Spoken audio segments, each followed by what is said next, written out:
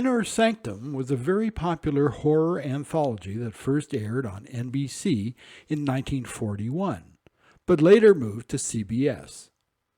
Hosted by Raymond Johnson, the show featured stories of unimaginable thrills, horror, and mystery.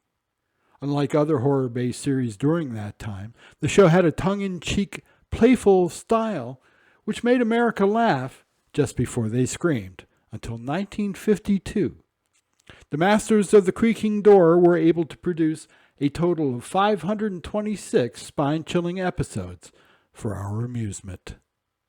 Radio Gold is proud to present the Inner Sanctum Mysteries. Good evening, creeps.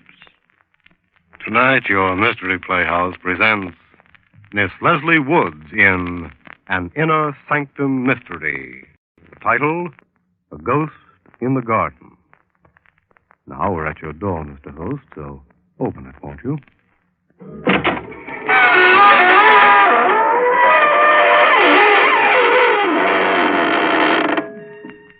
Good evening, friends of the Inner Sanctum. This is your host, inviting you in through the squeaking door. Come on in. Come in, join our happy little community. And if you're not very careful, maybe you can stay.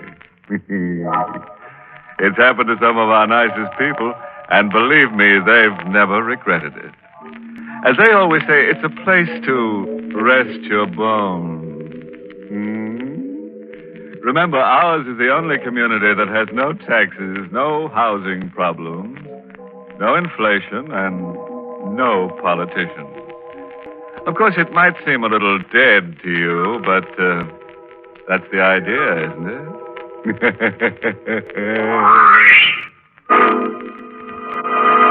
Suppose we get down to brass tacks. And I do mean the ones that go around the edge of a coffin. Huh? Oh, don't sneer. I've heard better jokes myself, but remember, he who laughs last laughs best. And, brother, when we in the Inner Sanctum laugh, we're laughing last. Meet Laura, a nice girl in her 30s who had an uncle and worried about it. It was a pleasant life at Green Tower. It was pleasant being mistress of the huge, time-worn house and the fertile acres that surrounded it, and the money that came in regularly. Always. It was pleasant being married to Tony, who was very handsome and very gay, and who, they said, had married me for my money. Well, perhaps he had, but he was fond of me anyway. I'm sure he was, even though he was younger than I, but only a very little younger. It was a pleasant life, until Uncle Edward came home. Tony had gone out to the village, I think, to pick up something or other. I was alone. Tony, the door's open, darling. You know I never lock it. Did you have a nice time buying things, Tony? And who, my dear Laura, is Tony?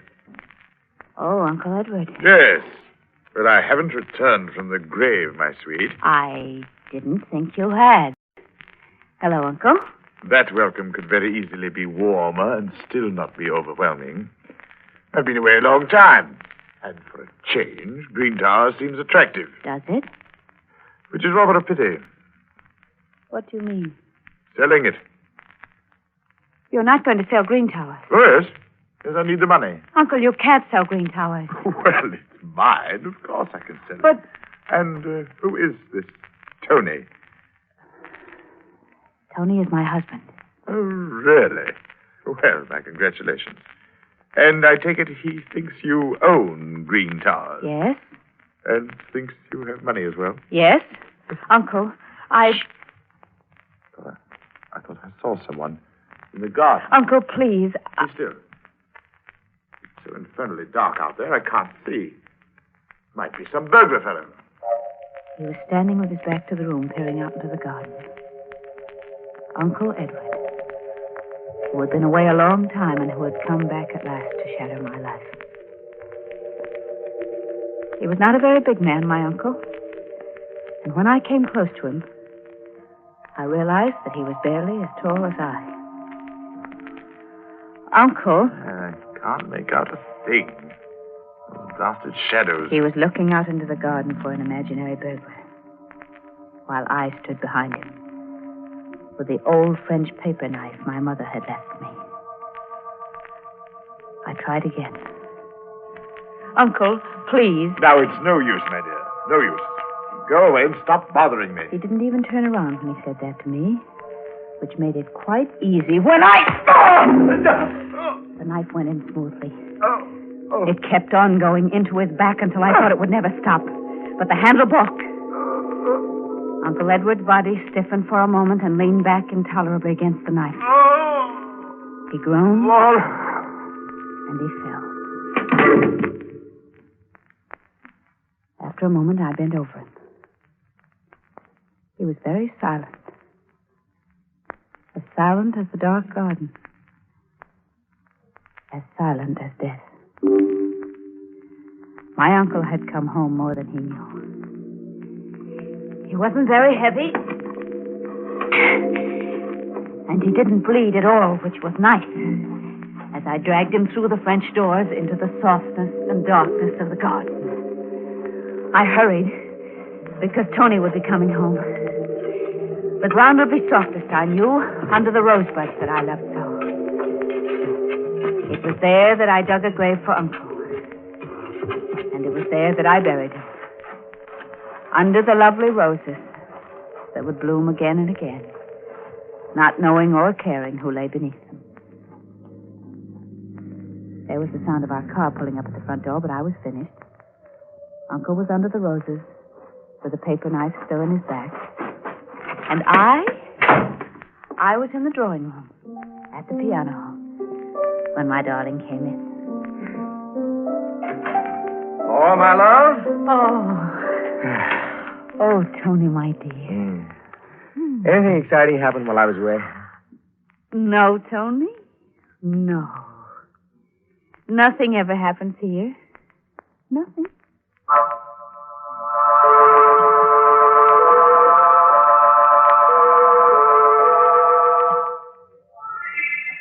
Oh, it's pleasant having breakfast in the garden, isn't it, Tony? Mm-hmm. Except for, look. Oh, dear. Mr. Stokes. Mm-hmm. Or windbag. Well, he's a very nice old gentleman, but he does talk a lot, and... Good morning, good morning, good morning. My, what a lovely sight you two make. Charming. Thank you, Mr. Stokes. Well, Laura, your roses are almost as lovely as you are. They're much lovelier, you know that. And where is your Uncle Edward this fine morning? My Uncle Ed... Oh, Laura, you upset your coffee. Oh, yes, I did, didn't I? That was very careless of me. Well, Mr. Stokes, I suppose Uncle Edward is still abroad. Oh, my dear, my dear, I saw him last night here. Here? Well, on his way here, at any rate. I was driving. It was quite late. I saw him coming down the road. Oh, it wasn't Uncle Edward. No? No, well, isn't that funny? Well, I thought I could have recognized him anywhere. It wasn't Uncle Edward. Well, yes, of course. You know better than I, of course. Well, I must be getting old, eh? Well, that reminds me. Mrs. Stokes will have my head if I don't hurry back home. Goodbye, goodbye, goodbye. Goodbye. Who's, Uncle Edward, Laura? My uncle. Well, I could have guessed that. Oh, yes, of course. I mean, my mother's brother. A poor relative? Why do you ask that? Well, you seemed so upset when Stokes mentioned his name. Oh, well, he is a bit. He sponges. I wouldn't have liked him. No, I don't think you would. So, isn't it lucky it wasn't Uncle Edward?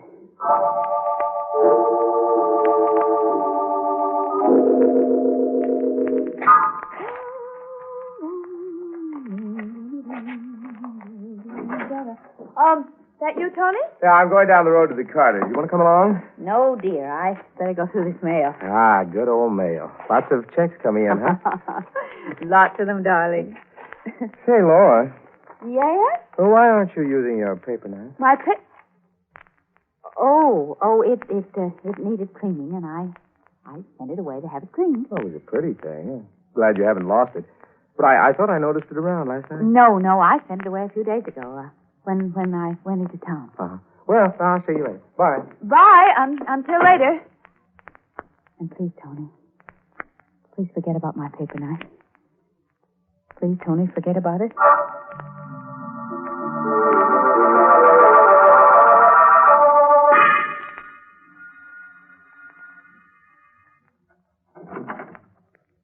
Oh, hello. Hello. You'd be the niece, huh? The niece? Mind if I come in? Well, no, not at all. Very nice. Very nice. We like it. Bet you do. Now, where's Ed Cheney? Ed Cheney. You can tell him his old pal Thrail is here and waiting. Oh, well, I'm afraid you've made a mistake. What kind of mistake? There's no Mr. Cheney here. Look here, my girl. This is Green Towers, isn't it? Yes? You're Laura? Yes? Then tell your Uncle Ed I'm here and waiting. Well, he isn't here. He got here sometime yesterday. Asked me to come here today. But I'm here. I'm terribly sorry, but he's away. He's abroad. He is not here. Oh. Owes me some money. Oh, he does. Yes, 5,000. I see. I don't care whether I say why not. All I care about is the money. But I'll wait for him. Well, you You can't. told me he was coming here yesterday. Today hasn't come. All right, I'll wait. Oh, well, it might be very awkward. Suppose Yeah? I gave you the money. Yeah, it would be all right. Then you would go away. You wouldn't wait for Uncle Edward. I'd go away. All right, I think I may have it here. I always keep quite a bit of cash around. Expenses, you know. Yes, I do have it. And here you are, Mr. Thrale. Thanks. Well, you didn't count the money. I trust you. Thank you. You know, I like this part of the country. Do you? Yes. And I've just changed my mind. What about? Going away? I'm getting on in years. Maybe I'll spend the rest of them here. You said you'd go away. I did, didn't I? That was before you gave me the money. Well, you can't live very long on that. There'll be more, won't there, Laura? Well, I'd better be running along. Find myself a nice place to live, near the village. But, Mr. You see, I know Thrale... your Uncle Edward did come here last night. And he didn't owe me any money. I was trying to get a job from him. Oh. But this way is even better. Au revoir. Oh, no. Oh, no.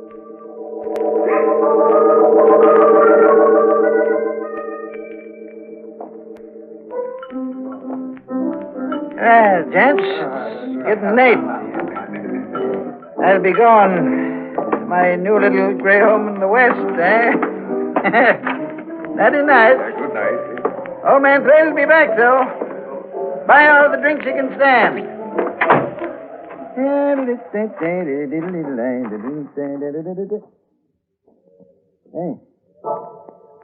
I didn't see you. You're dark. What you want? I said, what? Don't just stand there looking at... Hey, that knife. What are you doing with that? No! Don't! I can't.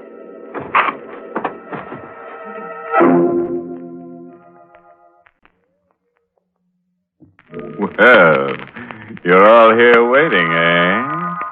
What's the matter? You brave or something? Oh, you are. Then suppose you crawl out from under that sofa and listen to the tale of Laura, who planted her Uncle Edward under the rose bushes in the garden with her favorite paper knife in his back. A Mr. Thrale tried to blackmail her, but one dark night, Mr. Thrale lost interest in worldly matters, lying down in the street with a knife in his heart. The next morning at Green Towers... Good morning, Laura. Good morning, darling. Started breakfast already? Too hungry to wait. Pull up a chair and go to work. All right, I will. What's the matter, Laura? Nothing. You're a bit pale. I'm all right. Tony, who put those roses on the table? I did. They're blooming. I know how you love them. Well, thank you, darling. Say, terrible thing in the papers this morning. Oh? What? Man stabbed to death in the village. Really? Mm-hmm. Stranger hereabouts. He was at the village bar, throwing a lot of money around. Walked out. Somebody evidently wanted the rest of his money, so he got a knife stuck into him. Oh, how dreadful. What was his name, Tony? It was a funny name. Hard to remember. Oh, yeah. Yeah, Thrail. Yeah, that's what it was. Oh, what's wrong? Oh, no, nothing. I do think, though, that those roses have given me a headache. Their odor's so strong. Oh, that's a shame. Well, I'll get rid of them. Will you? Thank you. I'll go and lie down for a while. Maybe my head will feel better. Yeah, you do that. Yes, I may even be able to sleep again.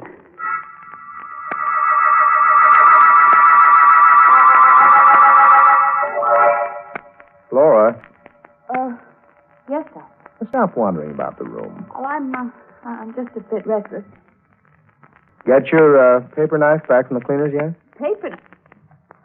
Oh, no, not yet. It's taken him an awful long time, isn't it? Hope they haven't lost it. I hope not. Tony, What? there are no roses in this room, are there? No. Well, then why is the odor of roses so strong? Laura, I'm worried. Why? Because there is no odor of roses in this room.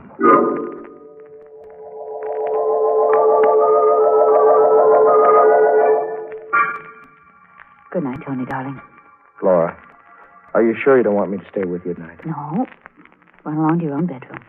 You're not looking well. I'll be all right. Well, yell if you want me. Good night. Good night, Tony. Good night. I'll be all right, if only the roses will go away. The heavy, sweet odor of roses always in my nostrils. The deadly, decaying odor of roses always in my nostrils.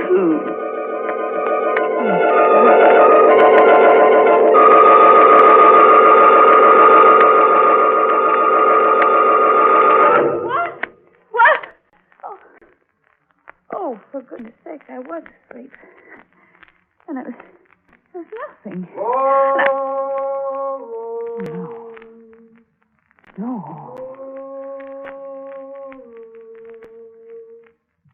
Oh, no, I don't hear anything.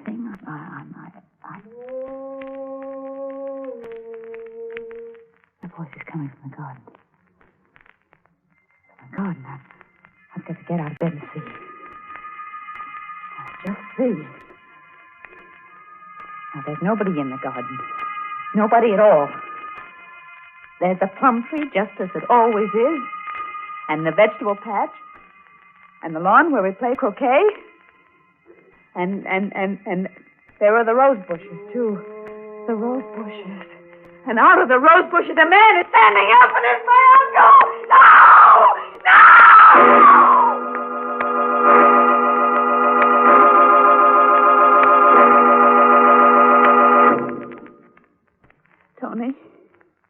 Tony, what did that doctor say? The consultant, I mean. I don't know. He's stopping by in a little while. He seemed a very strange man. Well, psychiatrist often... I knew he was a psychiatrist, darling. Tony, do you think Of course not. Because it's only that I smell roses when they're on. You're not crazy, Laura, and for heaven's sake. That must be the doctor now. Now, you'll be a good girl. I'll see him, and I'll be back very soon. You try to sleep? Yes, darling. But I couldn't sleep.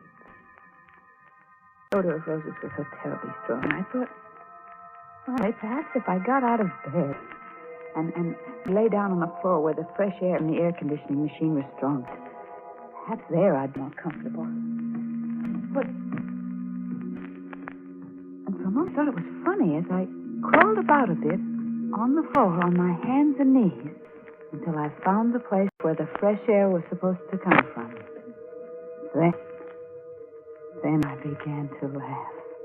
And I laughed and I laughed.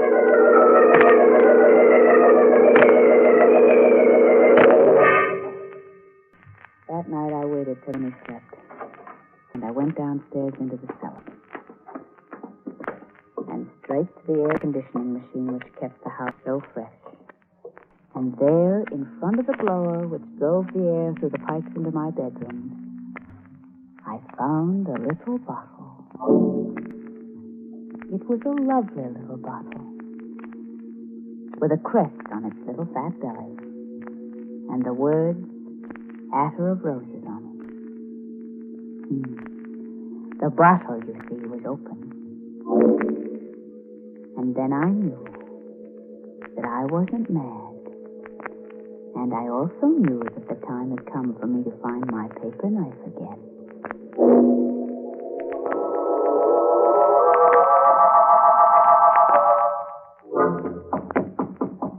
I'm awake, Tony.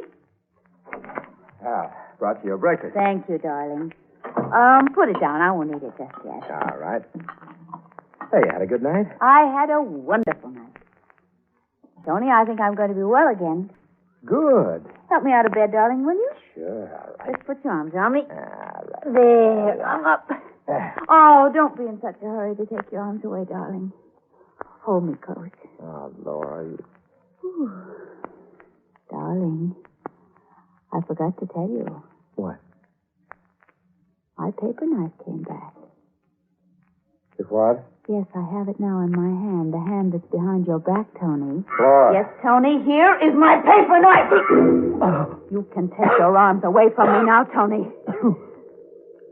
It was quick with Uncle Edward, but I think you'll die anyway, Tony. Yes.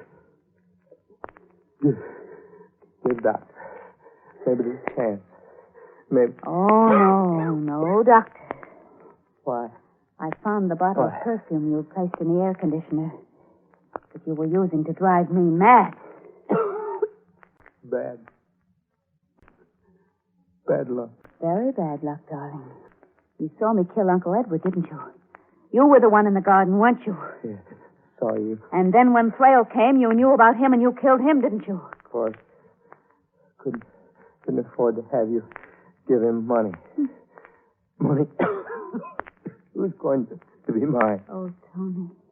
Oh, Tony, didn't you know it was yours anyway? Everything I had was yours. Why did you have to torture me and try to drive me crazy? You would have cracked it. And the money would have gone to... Yes. Uncle Edward. I played it safe. But you didn't, Tony, did you? Play it safe. Because now you're dying. And when you're dead, I'm going to bury you with Uncle Edward. Right in the garden under the rose bushes. I've already told everyone that you're going away, and you are. But not very far. Although it's far enough, isn't it, Tony? You've won. Thank you, darling. And you've lost. Listen. What? You know what that is? It's an ambulance. For you. Why? You're mad. Yesterday, 2 doctors signed certificate of lunacy. I authorized. I am not insane. I can prove it. The odor of roses was a fake. I can show them the perfume. I can explain it to them. But how will you explain me or Uncle Edward? That's it, Laura. How will you explain us? Tony!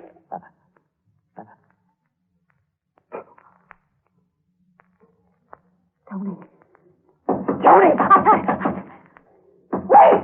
Wait! What am I going to do?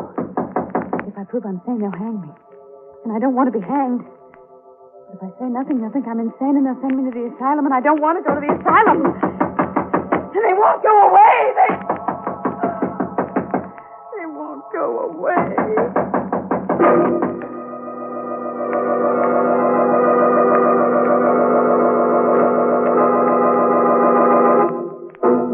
Well, that's the end of poor Laura, who was a handy girl with a paper knife, but who didn't do so well with her spring planting. Oh, and while I amble down to Green Towers to find out whether Laura's spending the winter in a padded cell or at the morgue, let me give you a bit of earnest advice. Never plant your uncle in the rose bushes if you're allergic to pollen. You might get a bad case of sleigh fever. Inner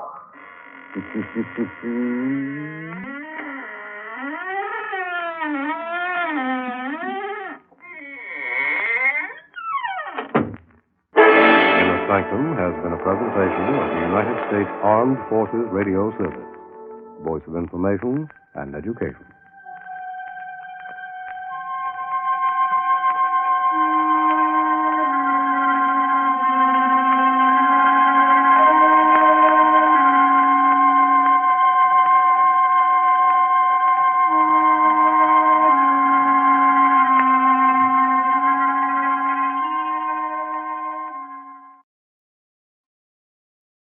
Let's take a short intermission.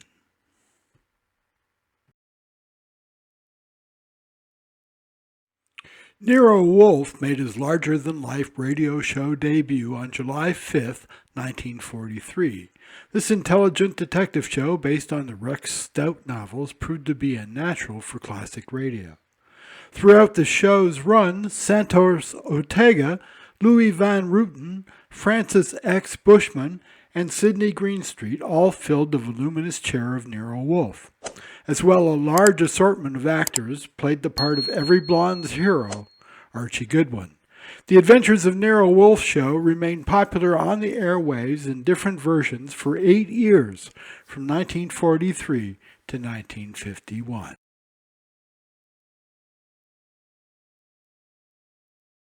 In a few seconds, we'll return with another exciting episode of the Inner Sanctum. Stay tuned.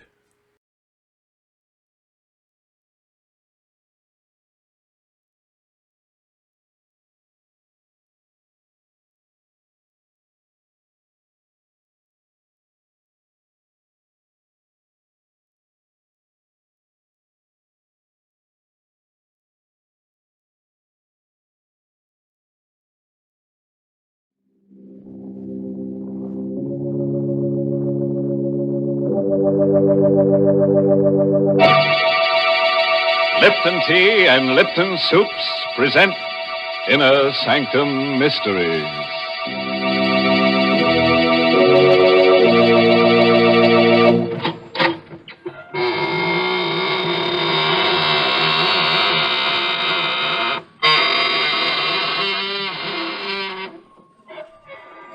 Good evening, friends of the Inner Sanctum.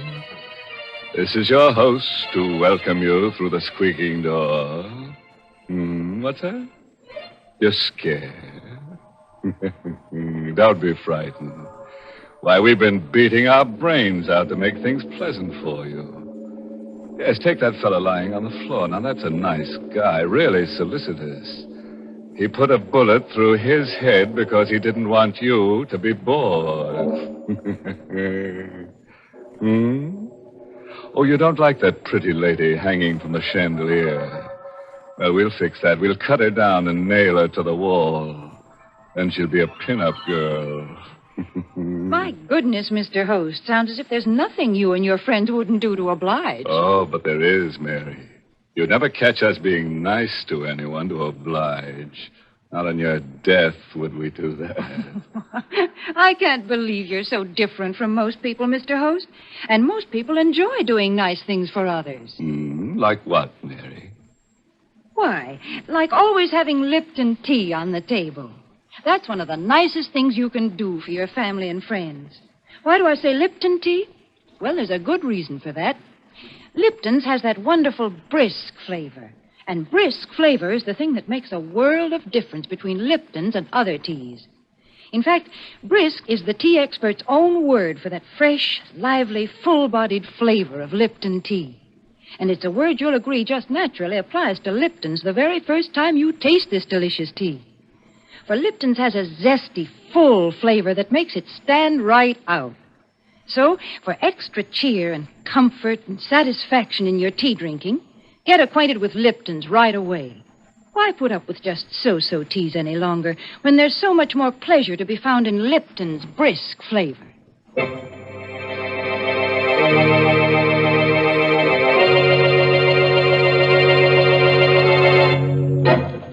And now, friends, do whatever it is that you do when fear fastens cold fingers on your spine. A cigarette, perhaps, or a handkerchief to twist? Anything to brace you against tonight's tale of horror. It's an original radio play written especially for Inner Sanctum by Michael Sklar and called Death is a Double Crosser. Our star tonight is Lawson Zerby, who plays the part of Harry Smith, murderer. I looked at the blood-splattered mallet, still gripped in my hand, and down at Marie's body. It was like coming out of a bad dream, only to go into a nightmare. Instead of using a mallet to cut the King Midas diamond, I'd used it to murder my wife. And the big diamond was still in the vise, still sparkling in the light of the work lamp, still tormenting me with the glow of its inner fires. The thing was evil. Anderson had warned me. Does the diamond frighten you, Harry? No wonder. The story of great diamonds is a history of intrigue, violence, murder. Anderson was right. My luck had been all bad ever since I came to his house. It was one of those old New York brownstones, big enough for several families, but only 2 people were living there when I came. Anderson and my wife. Marie was working as his housekeeper, and she gave me the layout. He's about 70 years old, Harry. He lives all alone here. It's perfect for you. No family? No wife, no children, no friends. He never goes out except on business, and no one ever comes to see him. Sounds good to me, Marie. Good. It's perfect. I'll tell him you just got out of the army. He won't ask questions. He'll never find out you were in prison. What does he do for a living? He's a diamond cutter. A diamond cutter? You don't say. He was famous once. Diamonds. He doesn't cut little ones, Harry. Only the great big diamonds worth thousands of dollars.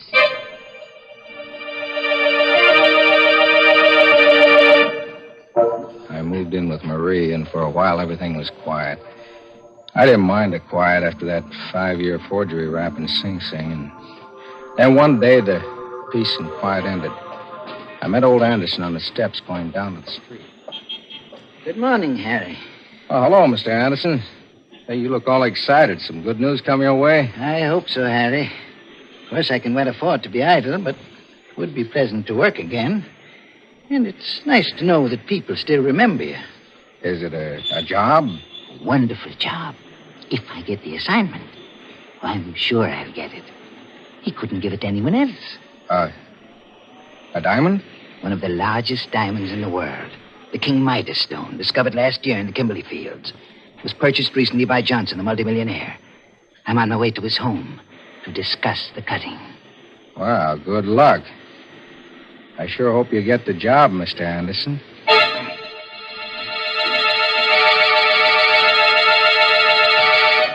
The next afternoon, Anderson invited me up to his workroom. On the bench was a square of black velvet covered by a white cloth. Something big was underneath that cloth. Anderson lifted it, and for the first time I saw the King Midas diamond. What do you think of it, Harry? For a second, I couldn't talk. The blood was pumping too fast. 215 carats. When I'm finished cutting, it'll be reduced to 125. How much will it be worth? Diamond like that? You could get $100,000 and no questions asked. It's funny. It's kind of oily on the surface, but down inside it gleams like it's on fire. Does it frighten you? Yeah. Stone like that does things to you. The story of great diamonds is a history of intrigue, violence, murder. You said something about cutting it. I'd have to study the King Midas until every detail of the task is clear in my mind. Then just a few light blows of the mallet on the chisel, and the result will be a flawless diamond. How long will it take? Oh, I should say about 2 months, Harry. I went downstairs to Marie. One look at me, and she knew something had happened. I told her my plan. If they catch you, they'll send you back to jail. They won't catch me. I've got it all figured out. This is our chance. He told me himself that the diamond will be worth $100,000 when he's finished. $100,000? Yeah. No more pots and pans and scrubbing floors. No more passing phony checks. We'll be set for life, Marie. How are you going to go about it? I'll wait until he's finished cutting the diamond. How will you know when he's finished? You'd have to know the exact time. If you waited too long, he might turn it over to the owner, Mr. Johnson. Then where would you be? Don't worry. I've got that figured out, too.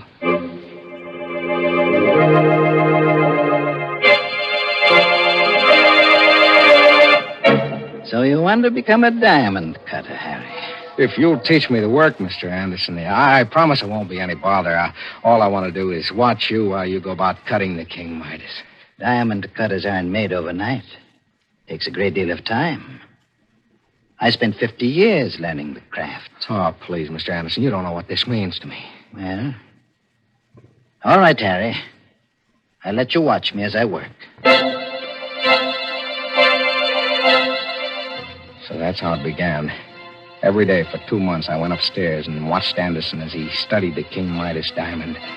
Cleavage must take place along planes parallel to the octahedron bases of the crystal. Step by step, he explained the job, how he would split it, where he would place the notches so that the diamond would split along the exact lines he wanted. He went over every detail again and again and again.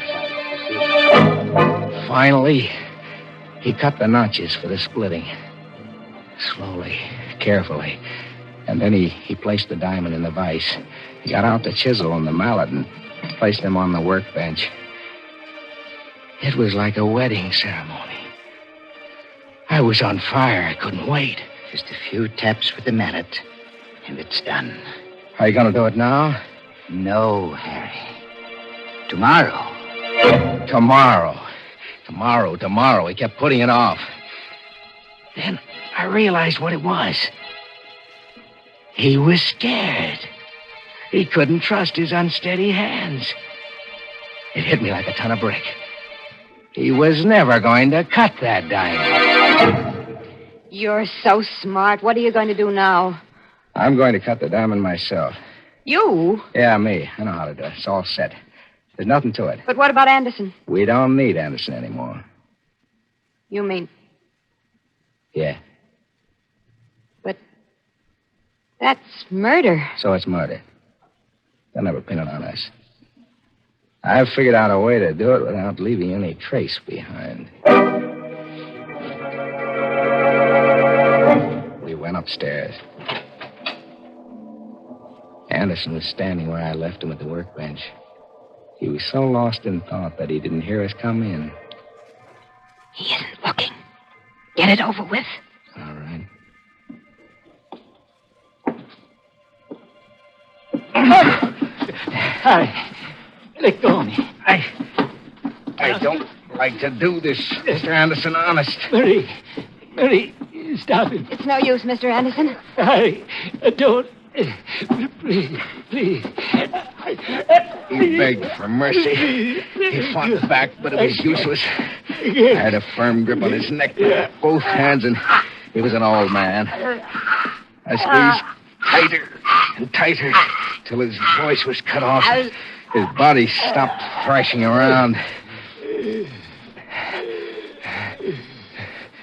I held him like that a couple of seconds more for good measure.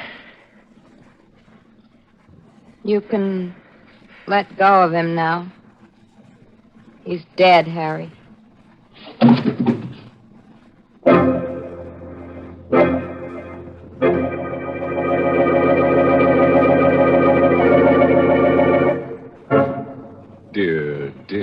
Dear. Imagine that. Cold-blooded murder. Killing a harmless old man like Mr. Anderson, choking him to death. Doesn't that slay you? And all because of a piece of ice. Why, it makes me hot under the collar. And that cool cucumber, Harry Smith. I'll bet he gets so hot that he'll burn before he's through. Brr, Mr. Host. I'd surely hate to look forward to such a fate. Oh, no danger, Mary.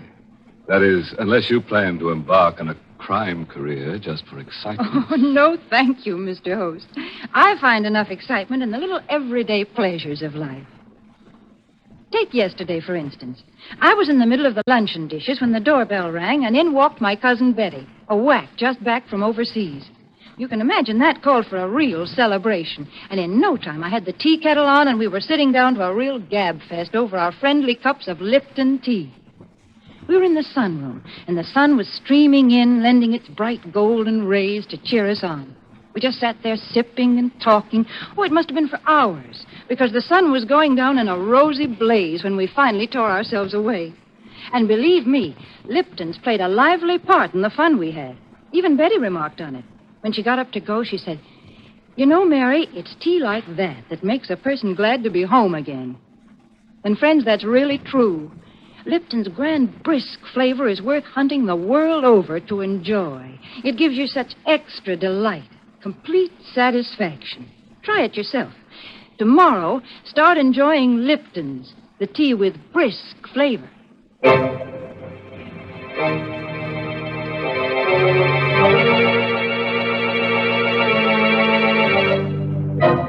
Well, friends, let's get back to Harry Smith and his charming wife. Such nice people. They killed old Anderson, the diamond cutter, to steal a piece of ice worth $100,000. And unless they have a lot of another kind of ice handy, they'll have to do something fast to get rid of the body. We carried Anderson's body down to the cellar and broke open the brick wall. Placing the old man's body behind it, we bricked it up again. Then we went through my plan. I wrote a suicide note. To whom it may concern, I, Olaf Anderson, because I failed in the task of cutting the King Midas diamond, have decided to take my life. When this note is found, I will be dead. It was easy for me, a professional forger, to fake the suicide note in Anderson's handwriting. I had him say he was going to end it all in the river and that he was taking the diamond with him to his death. And that night, Marie and I took a walk across the footpath over the Hudson River Bridge. When we reached the middle, You got the suicide note in Anderson's overcoat pocket? Yeah. No cars coming from either direction. Now's a good time to drop it. There. The cops will find the coat and figure that he took it off before he climbed the rail and jumped. All right. Come on, hurry. Let's get away from here. We went home. Marie telephoned police headquarters and asked for the Missing Persons Bureau. Hello? I want to report a missing person. It's the man I work for, Olaf Anderson. Yes, Anderson. I'm his housekeeper, and I'm worried because it's so late and he hasn't come home. My name? Mrs. Harry Smith. We went to bed. I guess we would hear from the police the next morning, and I was right. Yes, what is it? Megan is the name, lady. Detective Joe Megan, Missing Persons Bureau. Oh, yes, come in. Are you the party who reported a man named Olaf Anderson missing? Yes, did Did you... we find him? I think so. I'd like you folks to come down to the morgue with me. The morgue? What for? They've got a body down there. Body of an old man that fits the description of Anderson. It was fished out of the Hudson River early this morning. You might be able to identify it.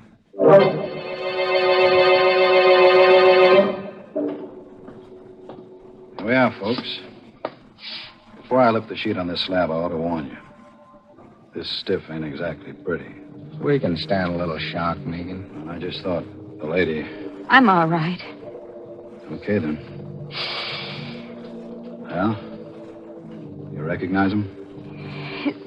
His face, it's gone like he went through a meat chopper. Most of his clothes were gone, too, when we got him. Poor guy must have got caught in the propeller of a passing ship. Marie, it's Mr. Anderson. Harry. Don't you recognize the pants? They're from that old suit he always used to wear. Oh, yes. Yes, you're right. So you can identify him, eh? I'm sure that's Mr. Anderson. Well, I guess that closes the case. Suicide.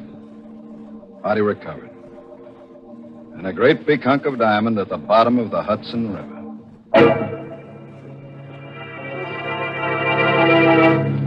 It was a lucky break for us.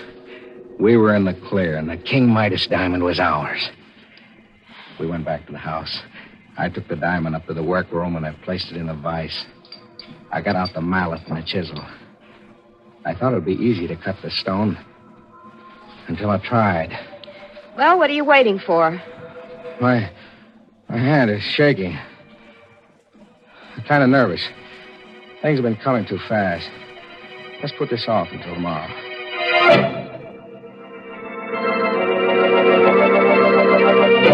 I know I said I'd do it tonight, but... But what? I don't feel so well tonight, Marie. You're lying. How long are you going to keep this up? I take it easy. You said you knew how to do it. I do. Well, then cut it. For heaven's sakes, get it over with. Don't rush me. If I make a mistake, it'll cost us $100,000. You've been putting it off for 3 days now, Harry. First this and then that. There's always something. You've always got a reason for not cutting that diamond. Now, listen, Marie, I've got to be careful. Knowing how to cut the diamond is one thing. Doing it is another.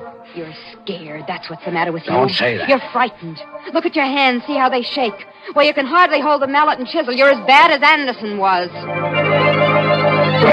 She was right. My hands were shaking, just like Anderson's before I killed him. I tried for control. I told myself the diamond was nothing but a chunk of carbon crystal.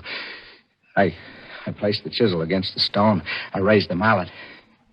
But I couldn't bring it down. Now what are you waiting for? I don't know how hard to strike. A gentle blow. That's what you said Anderson told you. I can't do it. You can't do it. Of course you can. Don't be a stupid fool. There's nothing to it. She went wild. She began to shake my arm and scream at me. But her voice seemed to come from a distance. I kept staring at that diamond as though I were hypnotized. My throat was dry as dust. I was dizzy. Pinpoints of fire shot across my eyes. The diamond was doing things to me, and it was driving Marie crazy. Suddenly, I couldn't stand it. Her voice snapped something in my mind. You fool, you stupid idiot. Don't stand there like a silly fool. Shut up. Don't you dare shout at me. Shut up. I've had all I can take from you. Why, of all the nerve, you... Harry, put down that mallet. Stay away from me. I didn't mean those things I said. Take as much time as you like. Don't. Harry! Marie. I'm sorry. I lost my head. Marie, say something. She's dead. I killed her.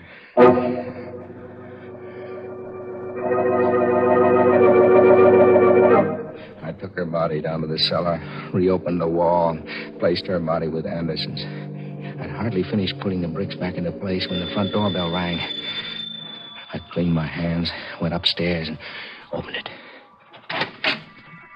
Hello, Smith. It was Megan, the detective. He came in, looked around suspiciously, and closed the door behind him.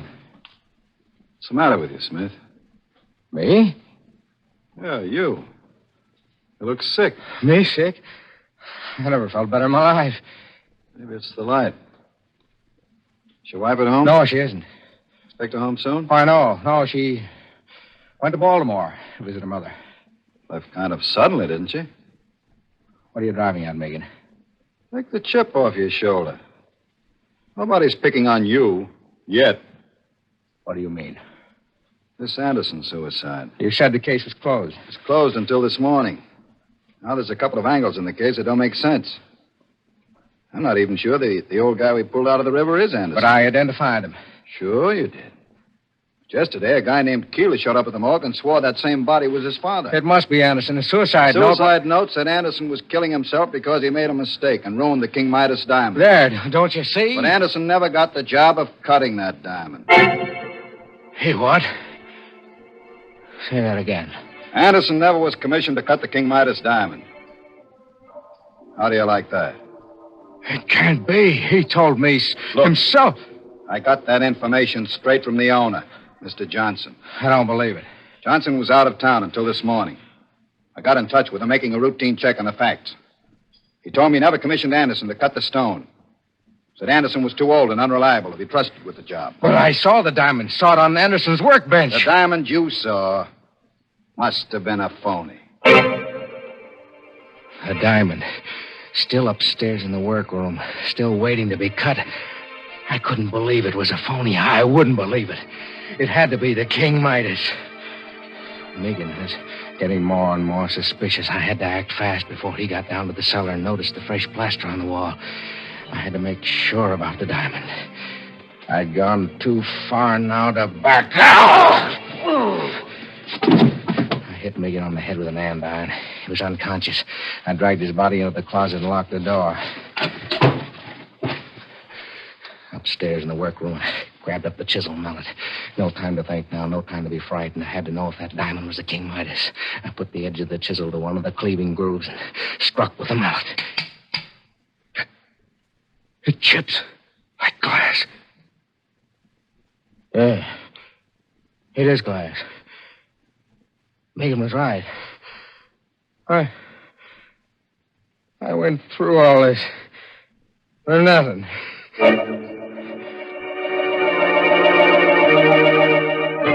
The whole thing was clear now.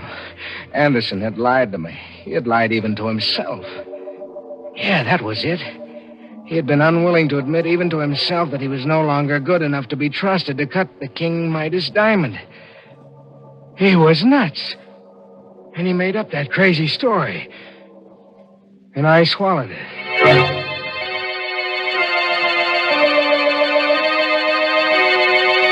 There was one thing left to do. I had to get away. As far away as possible and as fast as I could. I ran to the stairs. Going somewhere, Smith? Megan. Hoist your hands. Get him up higher. Now, come on down here. That's close enough. How'd you get out of the closet? It's no trick at all to force that door when I recovered from the crack on the head you gave me. That sock did something for me, Smith. You know, it gave me a brand new angle on this case. A new angle? Yeah. How's this? You thought Anderson had the King Midas diamond. So you killed him for it and planted that phony suicide note on the bridge. You know, we almost fell for it. No, You killed Anderson. I wouldn't be at all surprised if you murdered your wife. And all for a phony 5 and 10 cent store diamond.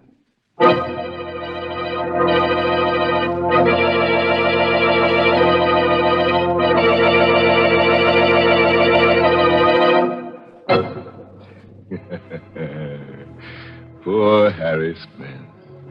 What a life. A Smith caught between the hammer and the anvil. You know, he never should have lost his head and murdered his wife. No, because now it looks as though he's going to have to lose the rest of him. Yes, right now, Harry is really harried. And when the state executioner gets him, he'll be fit to be tied in a noose. Well, this has all been very exciting, Mr. Host. But now, before we go, suppose we leave our listeners with a very special word. And that word is? A word that's quicker to say than a minute. The word brisk. Because, friends, brisk signifies the flavor you want in a tea. And brisk stands for Lipton tea. So if you like tea at its most flavorful, delicious best, just remember this. Always ask for Lipton tea. Maybe you meant to get it last week and just forgot. Well, keep that from happening again. Right now, put down Lipton tea on tomorrow's grocery list.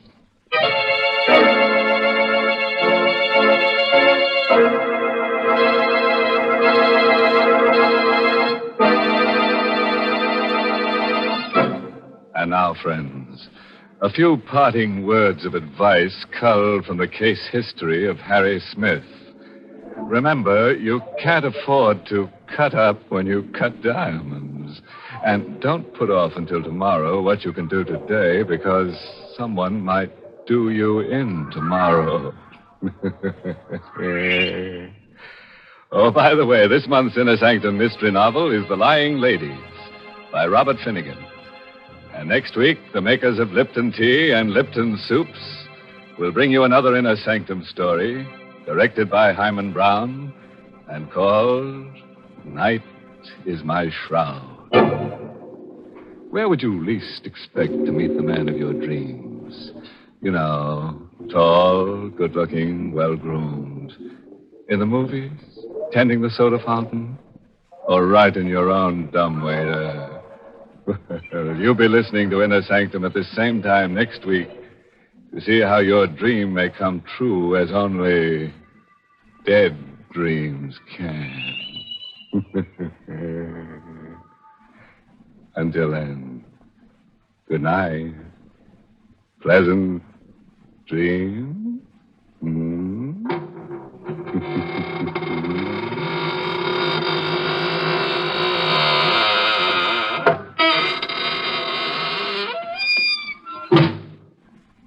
To make him say, "I'll have another helping of soup, please," better serve lots more Lipton's noodle soup. And serve it lots more often, friends. It's delicious, chickeny tasting soup. Has that real old-fashioned flavor. And it's full of tempting, tender noodles. You prepare Lipton's noodle soup mix with ease and speed, and it costs less and makes lots more. It's Lipton's noodle soup. So ask for some tomorrow. And next week, tune in for another Inner Sanctum mystery. This is CBS, the Columbia Broadcasting System.